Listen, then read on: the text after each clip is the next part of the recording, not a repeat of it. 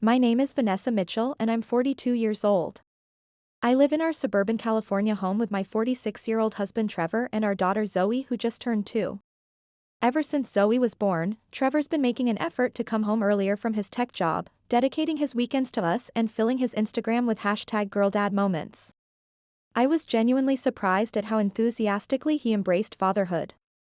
It's a side of him I hadn't expected, but it makes me happy to see them together. My phone buzzes with a text from my older sister, Olivia. Hey Vanessa, the smart TV is glitching again. Can you ask Trevor to stop by? I've tried everything. Olivia is 44 and raising her 6-month-old son Ethan by herself. She's always been the beautiful one in our family, the former model with the perfect smile who somehow always needs rescuing. Since Trevor is good with tech gadgets and electronic repairs, he frequently helps her troubleshoot various issues at her place. I text back, I feel sorry for Trevor about always asking him to help with your stuff. That's like the 3rd time this month. Olivia replies instantly, don't worry. He never seems to mind. Actually, he's been so amazing with all this. I'm posting about his help on my stories. #BlessedFamily. You really scored with such a caring husband. There's more to why we can't refuse Olivia's constant requests, though. Last month she sent me a private message with a doctor's report attached, just got the results. Ethan has ADHD. I can't believe this. Single mom and now a special needs child? The universe is testing her. ADHD is a developmental disorder affecting attention, sometimes causing hyperactivity and behavioral differences. According to Olivia's frantic voice messages, she started noticing unusual patterns when Ethan was barely a month old. His tantrums were so intense that she documented them for TikTok before finally consulting a specialist. The doctor explained that while symptoms seem mild now, Ethan will likely face increasing challenges as he grows, from difficulty sitting still to emotional regulation issues. Olivia's Instagram post about the diagnosis got thousands of sympathetic comments, but her private messages to me told another story. How am I supposed to handle this by myself? This isn't what I signed up for when I decided to become a mom. Since she's single, Trevor and I agreed to help whenever needed. Growing up, our mother Margaret always favored Olivia, treating her beauty as something precious to be protected. If anything happens, we'll take care of it, Mom would say. After all, Olivia has her looks to worry about. You've always been more practical, Vanessa, she said. As the eldest child, Olivia received all the attention and privileges. Meanwhile, I was the afterthought who had to make do with practical skills rather than beauty. Now, Olivia frequently calls on others before attempting to solve problems herself, expecting the world to accommodate her as our parents did. I try to overlook this pattern because of my nephew's situation, but lately I've noticed Trevor's phone lighting up with her texts almost hourly, and it's starting to bother me. Her latest message pops up while Trevor and I are having dinner. Vanessa, sorry but the microwave is totally dead again. Didn't Trevor just look at it last weekend? I need it working ASAP for Ethan's food. Could he stop by tonight? Trevor has been spending more time at Olivia's condo after work, often staying for dinner according to the location tags in his social media posts. Whenever I try discussing it, he seems distracted, quickly changing subjects or burying himself in his phone. The notification sounds from Olivia's constant messages have become the soundtrack to our evenings. Something doesn't feel right, and the knot in my stomach grows tighter each day. My phone lights up with a rapid sequence of texts at 9:30 p.m. while I'm preparing dinner. Vanessa, I'm outside your house. Need to talk now. It's an emergency.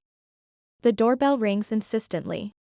When I check the security camera on my phone, I see my sister Olivia standing there, mascara smudged under her eyes, holding Ethan's diaper bag. I open the door, immediately concerned. What's going on? Why are you here so late? Is everything okay? I asked. Olivia doesn't wait for an invitation, pushing past me into the entryway. Vanessa, please, I need you to take care of Ethan for just a couple of days, she says, words tumbling out between sharp breaths. I can't do this anymore.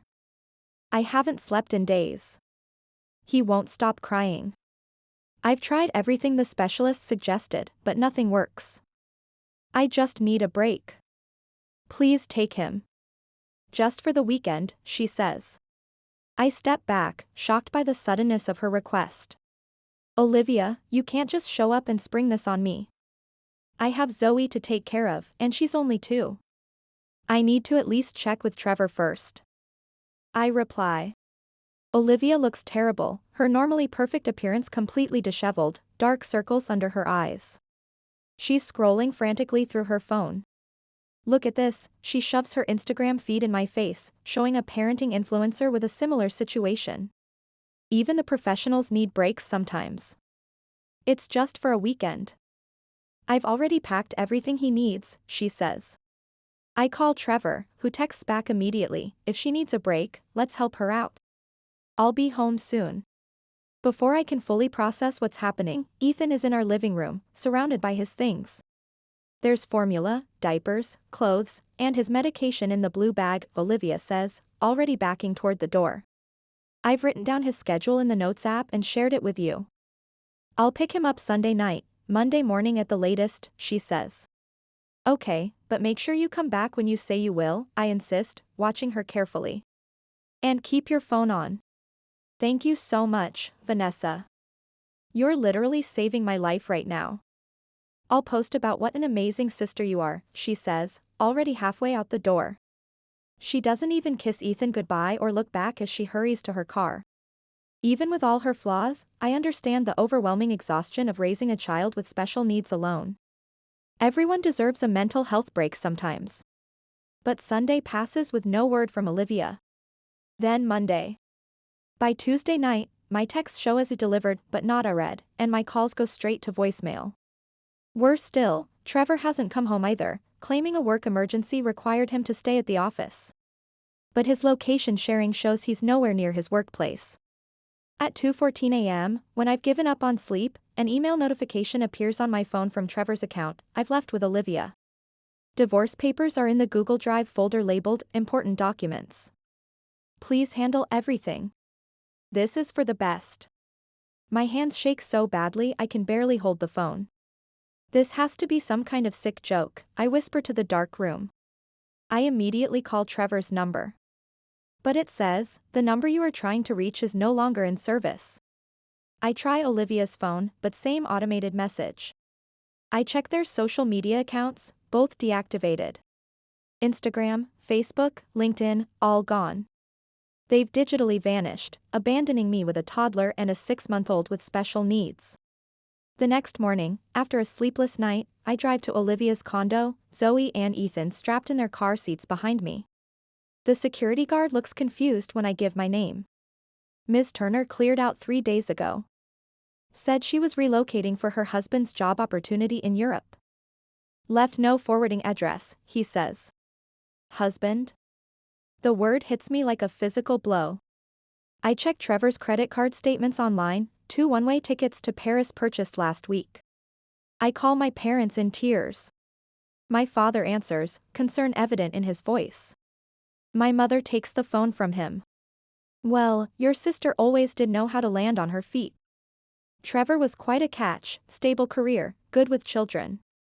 I'm sure she'll be very happy, she says, as if discussing someone winning a raffle prize rather than stealing her daughter's husband. In the divorce papers, tucked into a shared cloud folder labeled, For Vanessa, I find a note in Olivia's handwriting, I can't handle a special needs child. It would ruin my image. You've always been better at the practical things anyway. Just like that, I'm suddenly a single mother to 2 children under 3. I apply for emergency family leave from my university admin job and call my father in tears. Your mother and I are living on fixed retirement income, he says gently, but we'll help however we can with the children. My father becomes my lifeline, taking the kids to appointments, helping with childcare research, supporting me emotionally when I can barely function. That's just like Olivia, my mother sniffs during one of her rare visits.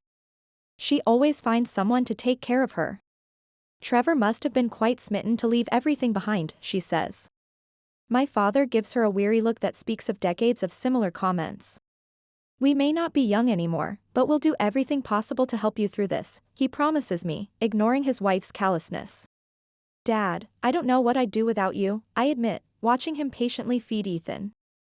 I could place him with social services, but he's family. He's my sister's son. He's my parents' grandchild, I say. Yet the questions haunt me in the quiet hours of night. How could Trevor and Olivia just disappear like this? How could a mother abandon her baby? How could my husband betray me so completely?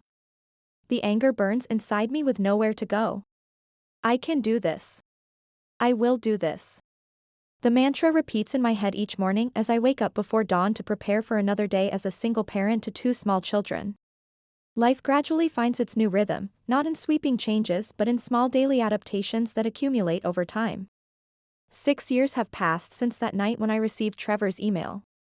The initial shock and raw grief have evolved into a steadier determination. Both kids are now firmly settled in elementary school, each developing their own unique personalities far removed from the shadow of abandonment that marked their early years. After waiting nearly 3 years for any contact from Trevor or Olivia, checking my email obsessively, jumping whenever the phone rang, I finally accepted the silence as permanent.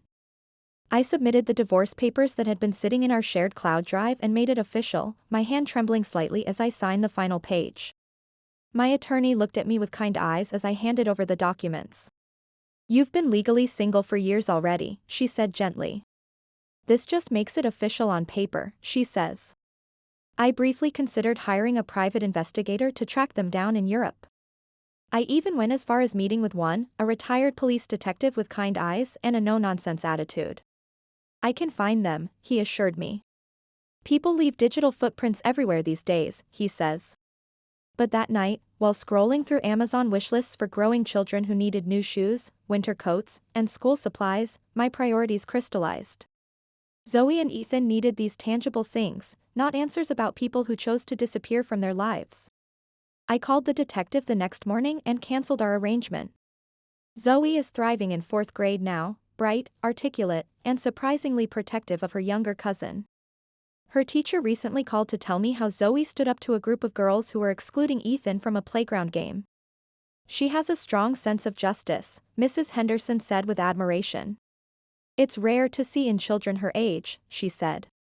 Ethan is in 2nd grade, navigating the complexities of elementary school social dynamics while managing his ADHD. His creative mind and unique perspective often leave me stunned. Last week, his art teacher sent home a watercolor painting that demonstrated an understanding of light and shadow far beyond his years. "He sees the world differently," she told me during our parent-teacher conference. "Sometimes his attention wanders, but when he focuses on something that interests him, the results are remarkable," she said. Our Friday family game nights have become a sacred tradition, a small ritual that anchors our week. "It's your turn, Ethan," Zoe instructs with a sister's authority. "Shuffle the cards properly this time." "You always drop them everywhere," Zoe said to Ethan. "Got it," he nods solemnly, his small fingers carefully realigning the deck with unusual precision for a 7-year-old. His tongue protrudes slightly from the corner of his mouth as he concentrates. "Can we play doubt next?" "I'm really good at catching when you're lying," he adds with a mischievous grin, his earlier concentration broken by excitement. I watch them interact, marveling at their connection. Zoe has no memories of Trevor. She was barely 2 when he vanished, and the few photos I kept are stored in a box in the attic. Sometimes I study her face looking for traces of him, finding them in the shape of her jaw and the way her eyebrows furrow when she's thinking hard. But her personality, her fierce loyalty and determination, those came from somewhere else entirely. Ethan, being only 6 months old when Olivia left, naturally assumes I'm his biological mother. The resemblance between us is coincidental but convenient. We both have similar colored eyes, though his are more striking. Sometimes he'll catch me staring and ask, "What, Mom? Do I have something on my face?" And not realizing I'm searching for answers to questions he doesn't yet know to ask. They consider themselves siblings in every way that matters, squabbling over bathroom time in the mornings, defending each other fiercely against outsiders, developing elaborate inside jokes and secret languages that exclude even me. I've bookmarked numerous articles about age-appropriate ways to discuss their origins, consulting with a family therapist about the best approach. But for now, witnessing their innocent happiness, their unquestioning sense of belonging, feels too precious to disrupt with complicated truths. What continually amazes me about Ethan is his remarkable memory and pattern recognition.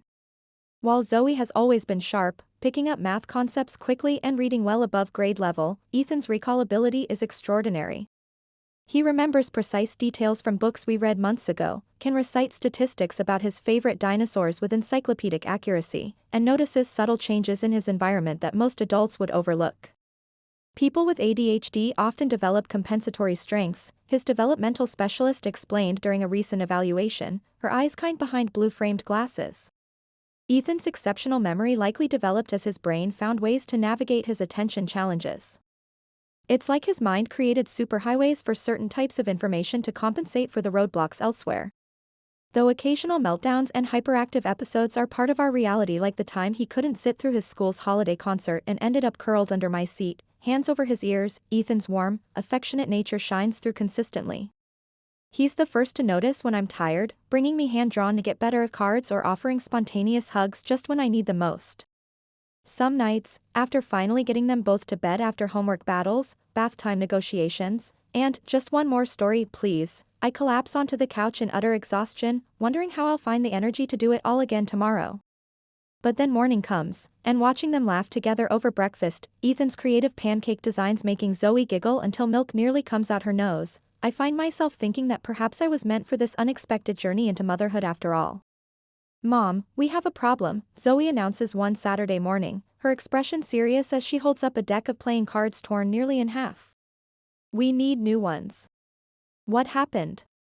I ask, examining the damage. The kings and queens of hearts ripped through their royal faces. Ethan ripped them because he was losing at Go Fish, she reports matter-of-factly, no accusation in her voice, just stating the situation. I turn to Ethan, whose eyes are fixed on the floor, shoulders hunched in anticipation of disapproval. We've been working on emotional regulation, but progress comes in small steps. Ethan, that's not acceptable behavior, I say, keeping my voice calm but firm. We need to learn how to lose gracefully. Games aren't fun if we destroy things when we don't win. Remember our strategies for when you feel frustrated? I ask. I'm sorry, he mumbles, his voice small but genuine. His fingers fidget with the hem of his shirt. I got really frustrated. I forgot to count to 10 and take deep breaths, he says. I know it's hard, I acknowledge, pulling him into a quick hug. We'll keep practicing. For now, let's replace the cards, I say. That afternoon, we head to the mall to buy a new deck. It's a rare outing. I generally avoid crowded places that might trigger Ethan's sensory issues, but both kids have been cooped up studying for tests all week and need a change of scenery. As we browse through the games section, a professionally dressed woman approaches us, her attention moving between Zoe and Ethan with evident interest. She's tall and elegant, with a sleek black bob and statement earrings that catch the light. Excuse me, she begins politely, her smile warm but professional. Are your children represented by any modeling agencies? I'm taken aback by the question, instinctively moving closer to the kids. No, they're not. She hands me a business card with a glossy agency logo. I'm a talent scout for Horizon Youth Management. Your children have remarkable features. The camera would love them. The industry is always looking for fresh faces with their kind of natural presence. Would they be interested in trying some modeling work? She asks. Before I can respond, Zoe's eyes widen with interest. Would we get to wear cool clothes? I'd love to try it. The idea of dress up on a grand scale clearly appeals to her. Ethan looks to his cousin, then to me, his expression more cautious. If Zoe's doing it, I'll try too, he says, his characteristic loyalty evident. He's always followed her lead on new adventures. I hesitate, instinctively protective. My son has ADHD, I explain, wanting to be transparent about potential challenges. He sometimes struggles in overstimulating environments, I say. The scout's smile doesn't falter. That's not a concern at all. Some of our most successful models have ADHD, autism, or other neurodivergent traits. Their unique energy and perspective often translate beautifully on camera. We're very experienced in creating accommodating environments for diverse needs, she replies. Her response surprises me. I've become so accustomed to beginning conversations about Ethan with disclaimers and explanations that acceptance without hesitation feels almost suspicious. After careful consideration and thoroughly reading through contracts with my attorney, I allow them to model on weekends only, establishing firm boundaries that their education remains the absolute priority. We start small, a local department store catalog, a children's clothing website. Both children are indeed photogenic. Zoe with her striking features reminiscent of Trevor's good looks combined with a natural confidence in front of the camera, Ethan with Olivia's ethereal beauty complemented by an expressive intensity uniquely his own. Photographers particularly love Ethan's ability to convey emotion through his eyes, calling him an old soul. Through middle school and into high school, their modeling work becomes more consistent. Their initial photos appeared in small catalog features, but their portfolio grows steadily as they gain experience and confidence. Ethan finds that the structured environment of photo shoots, with clear expectations and defined time limits, actually helps him focus his energy. Zoe discovers she has a natural talent for fashion styling, often suggesting adjustments that improve the final images. By the time they reach adulthood, both have blossomed into acclaimed models, Zoe walking Paris Fashion Week runways with a poise that belies her age, Ethan becoming an unexpected icon in alternative fashion circles, his unconventional energy and distinctive features celebrated rather than hidden. Fashion blogs praise his hypnotic gaze and compelling authenticity without knowing the neurological origin of his intense focus. Their success still sometimes feels surreal to me. Watching them on massive billboards or in glossy magazine spreads, I remember the small children who once fit in my lap during thunderstorms. Then, 20 years after Trevor and Olivia ghosted us, something completely unexpected happens. "I want to go shopping for real clothes today, not just what they give us at shoots," announces Zoe, now a stunning 22-year-old with her face on perfume advertisements across Europe, visiting home between international assignments. "Designer stuff I actually like, not what stylists think I should wear," she says. "Will you come with us, Mom?" she asks, flopping onto the couch beside me with the same casual affection she's always shown, fame having done nothing to diminish her warmth. "Sure, let's head out now," I agree, grateful for time with both my children. Ethan, now 20 and radiating creative confidence despite occasional social anxiety, joins us from the kitchen where he's been experimenting with a new vegan recipe. "And we're eating out for lunch too, right?" Ethan adds with a grin, running a hand through his artfully tousled hair, a style that's been copied by teenagers worldwide since his Calvin Klein campaign went viral. "Your credit card might regret this day, Mom," they say. It's a rare and precious day with both kids on break from their hectic schedules that normally have them traveling to opposite corners of the globe. Despite their demanding careers, they've remained remarkably grounded, calling home regularly and still maintaining their childhood bedrooms in my house rather than purchasing luxury apartments as many of their peers have done. A few days earlier, after they both reached legal adulthood, I finally sat them down for the conversation I'd been rehearsing for years. With photos, documents, and as much gentleness as I could muster, I told them the complete truth about Trevor and Olivia, about how I wasn't Ethan's biological mother, about the abandonment, about everything. I was prepared for anger, confusion, perhaps even an identity crisis. To my surprise, neither seemed particularly shocked by the revelation. They exchanged a look I couldn't quite interpret before Ethan spoke. "Even if we're not related by blood, family is still family," he said, his eyes clear and certain, no trace of the panic attacks that had marked his childhood. "Mom, you're always going to be Mom. And Zoe is still my sister, no matter what some DNA test might say," he says. Their simple acceptance washes over me like a healing balm. Nothing changes between us. If anything, our bond feels stronger, more deliberate, chosen rather than merely inherited. I realize they've understood on some level all along, perhaps absorbing the truth through the absence of certain conversations or the careful way I've navigated questions about their early years. Their reaction steadies me in ways I couldn't have anticipated, validating the choices I've made and the family we've built together despite its unconventional origins. We've just entered the upscale department store, browsing through designer collections Zoe wants to examine for research, when I hear it, a voice that stops time. "Trevor, you always order too much food." "I do the same thing." "Watch out, you're going to spill that on your new shirt." The voice strikes me like an electrical current. 20 years vanish in an instant. I stand frozen between clothing racks, unable to move or speak, the world narrowing to a tunnel of sound and memory. "Mom? What's wrong?" Zoe touches my arm, concerned by my sudden pallor. "Mom, are you okay?" Ethan echoes, both looking worriedly at my suddenly pale face. I recognize them immediately through their poor disguise attempts, baseball caps pulled low, designer sunglasses indoors despite the store's dim lighting. Trevor still has that distinctive scar above his right eyebrow from a childhood accident, the same one I used to trace with my finger before falling asleep beside him. My hands begin to tremble as 2 decades of buried emotions surge to the surface: rage, grief, bewilderment, all previously contained behind carefully constructed walls of determined resilience.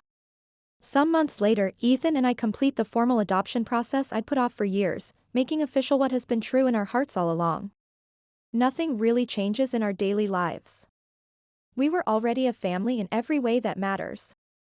Zoe and Ethan's modeling careers continue to flourish, their schedules busier than ever with international bookings.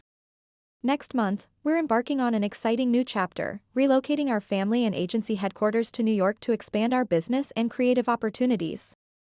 As I finalize the relocation details, I find myself filled with anticipation for our future.